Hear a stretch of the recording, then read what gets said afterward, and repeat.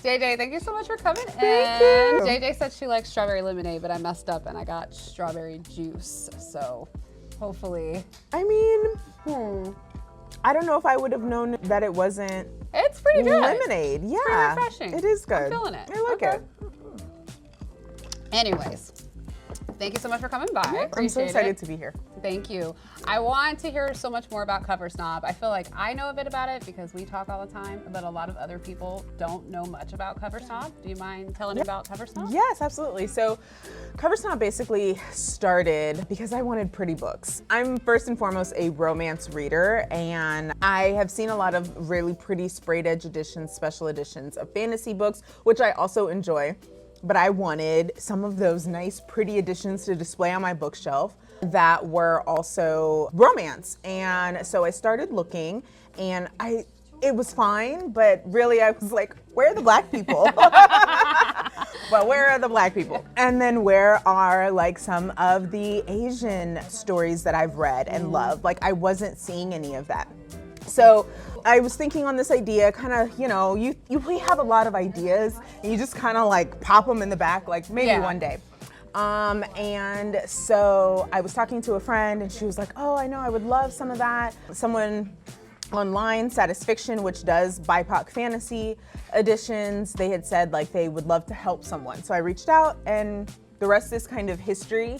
And as far as the name goes, Cover Snob, I had been calling myself a cover snob for a long time. If the cover is beautiful, I don't even need to know what it's about, I'm going to get it. If the cover has some type of representation on it, whether it is ethnic or religious or just any of it in romance, and I'm seeing culture that either I'm familiar or not familiar with brought through on the page, if I'm seeing a sapphic or a gay story, any type of queer story, just from the cover, I'm immediately sold. I want to know more, give me more information. So that's where the name Cover Snob came from. No, there's so many layers with that. I mean, there's the power of the internet with that individual helping you with getting this started. There's representation, you know what I mean, in terms of just love, because love is love. So I just absolutely love what Cover Snob represents. And I just love that you did it. I mean, that alone. Oh my gosh. The fact that you turned around and created your own business. And now, I mean, it's now been a year. Yes. Do you mind sharing how many subscribers you have? Yeah, absolutely. Okay. So it has been actually just about a year. Still got like 2 months to go, but we're right there. And when our last subscription closed, we hit 200 subscribers. Wow. And it's over 200. I think technically we were like 202, 203. But it's just so amazing because I remember like when I first wrote down like my dream plan, it was like to have 100 by the end of the year. And within the first couple of months, I was like, or to have 100 within my first year. And within the first couple of months, I was like, I might hit 100 like the end of 2024. And we hit that and exceeded it. And so it's just grown so much and it's really exciting. That is just nuts. Like just to imagine that you just have this idea, you put it together, you put yourself out there, and then literally now 200 people are getting this incredible subscription that you curate every month? Every other month? Every other month for the actual subscription, and then on the off months, because we know financial stuff can get difficult, especially right now. Decisions need to be made, and so I didn't want to make people commit to 12 boxes a year. And not only that, as readers, we buy so many books. So to be automatically getting 12 books a year is a lot. Yeah. So I decided 6 would be better. Plus 6 is manageable. You're doing every other month. On the off months, we still have a limited feature where if you want, you can buy, and then people who are subscribers get a discount on those limited features. I love that. Absolutely love it. What would you say surprised you the most so far about Cover Snob? Aside from the growth and the support, I think that's like one of the first, because it didn't really exist, at least for BIPOC romances, and I didn't know, like, are publishers and other boxes not doing this because people aren't buying, or are people not buying because it's not being offered? So I was really surprised to see the instant reaction and support with it. But I think I'm also very surprised in myself. I am not, MJ knows, I am not graphically inclined. And so I see something and I'm like, yes, beautiful. But to create and to have a mind that does that was really a barrier for me. And just being able to give an artist a couple of details and letting them run with it has been amazing. And then I've actually surprised myself to know, like, when they give me something, I'm like, this is a little too much, or can we add something in here, and how much more that either enhances or makes it cleaner or crisper has been really interesting. So just watching myself be able to, like, grow in something where I was like, I am never going to be good at graphics, at design, at any of that, to having a business that is literally dependent on having good visuals and graphics of the books. So I will say this, I've known JayJay now for, well, I know over 6 years, because Lucky is 6, or well, she'll be 7 this year. And I don't think she gives herself enough credit. Like, you definitely have an eye for it, and I think you can still be an artistic, creative person even if you aren't creating the visuals, you know what I mean? And still, just even what you've embarked on is it's a creative journey. I think it shows to other individuals that you don't have to be so inclined to know how to draw, because like I took drawing and art classes in school back in the day, but I don't do any of that stuff now. I could ask someone to help me, or I'm using a Canva graphic or something, just so you can get it done and to put something out there to folks. So I think that just what you embody. Oh, the other thing is getting some help.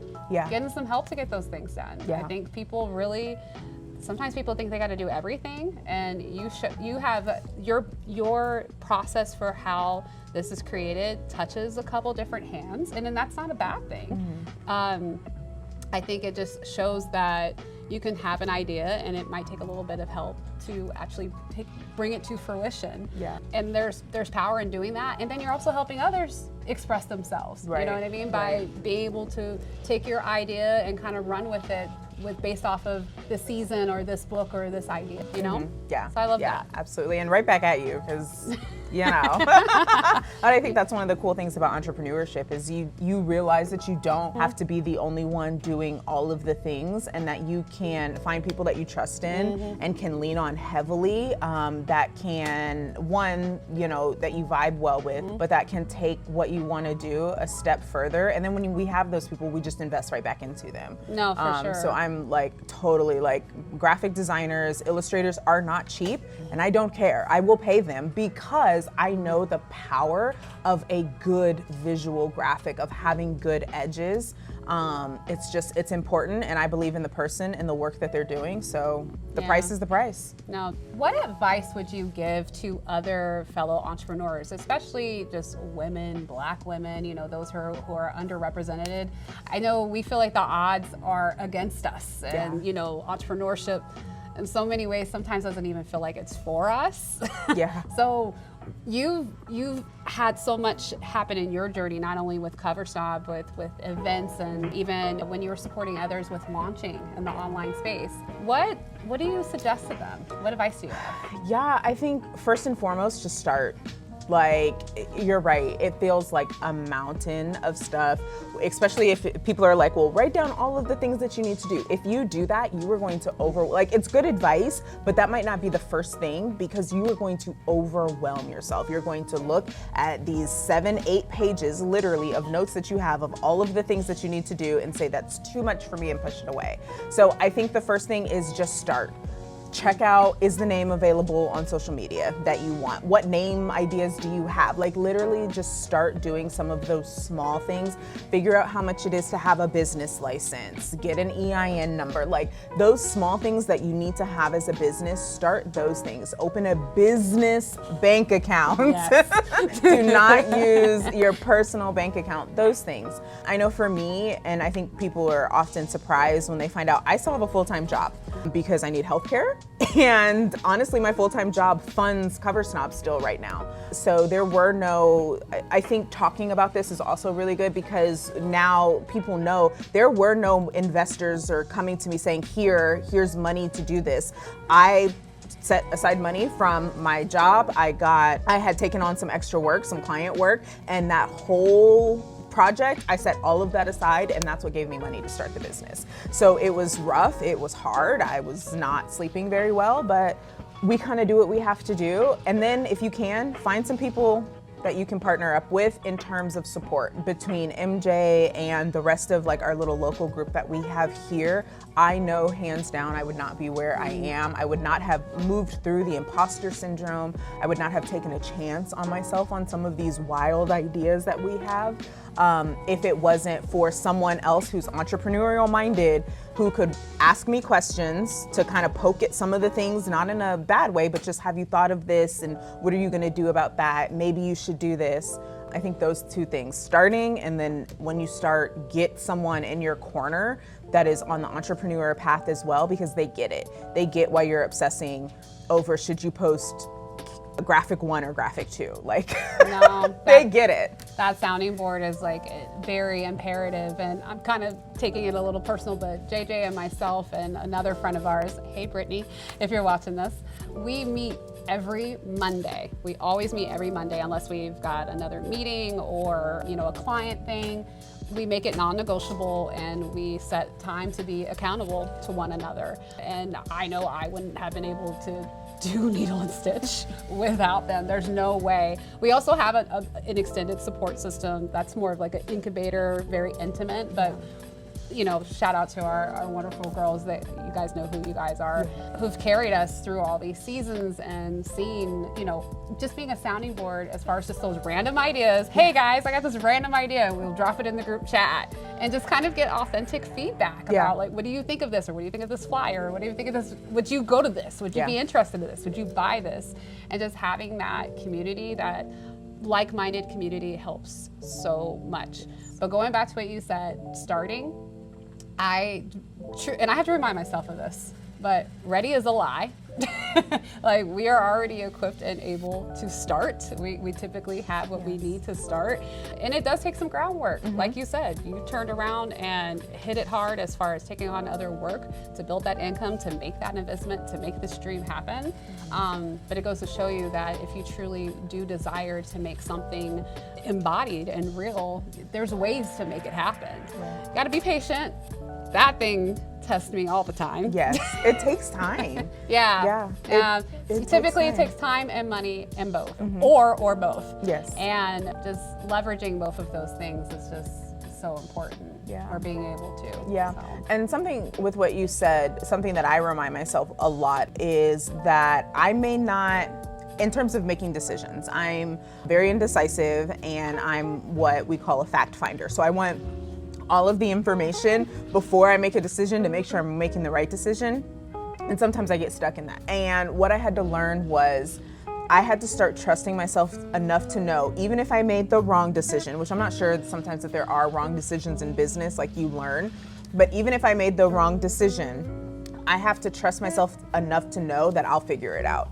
And that was freeing, just knowing I'm smart enough, I'm capable enough, and I have a support system enough to where if something goes wrong, if something doesn't go according to plan, I'm smart enough and capable enough to figure it out. No, there's so much power in that. So last question is, why did you pick this shirt today? Okay, so I'm still like, I cannot believe that this is the shirt. So as you guys know, our year anniversary, as we've said, our year anniversary is coming up. We've done more than 12 books just because we had some bonus features in there. One was like a set, but I really wanted to celebrate, even if nobody buys like the shirt, I really wanted to celebrate what we've been able to accomplish in a year, especially as, again, a Black female-owned business who had no capital, no knowledge of the book industry, how things work, licensing. Can I just throw, can I just throw this image on a book and be fine? Well, no, the book is copyrighted. You should not. Working with authors, what's protocol, just all of that. All of the love and the work that has gone in to each of these books, I wanted to showcase the collection. And I think it's also really great because it showcased the different the authors not only, but the artists that have worked really, really hard on these edge designs of the book. So a lot of times you see a stack like this on Etsy or on someone's website, and it shows the spine with the name of the book and the author, which is great.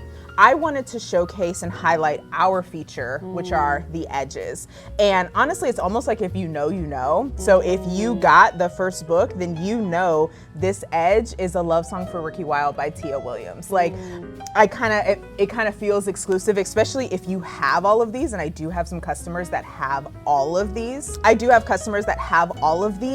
It's like, this is your stack of books that you've supported our business for. And so yeah, so this is the 2024 to 2025 collection, and we'll probably do the same thing, or if not something similar next year. Maybe it'll be in a different type of format if we can think of something, but it's just really cool to look at this and to see like, these authors said yes to collaborating with us, a brand new business, and this is what we have to show for it. And it's how many books? It's so 5, 6, 7, 8, 9, 10, 11, 12, 13, 14. This is a total of 14 books. Wow. That's so amazing. Yes. In less than a year. In less than a year, yes. These are all of the editions. Technically, we just announced this one today, and we will not be announcing this one for another couple of weeks. Okay. So even though you see it, like, I don't think you would know what it is unless you know. So it's really cool. It's really amazing. And honestly, we are announcing another one too before our full year is up. So I probably could have added another one, but it's fine.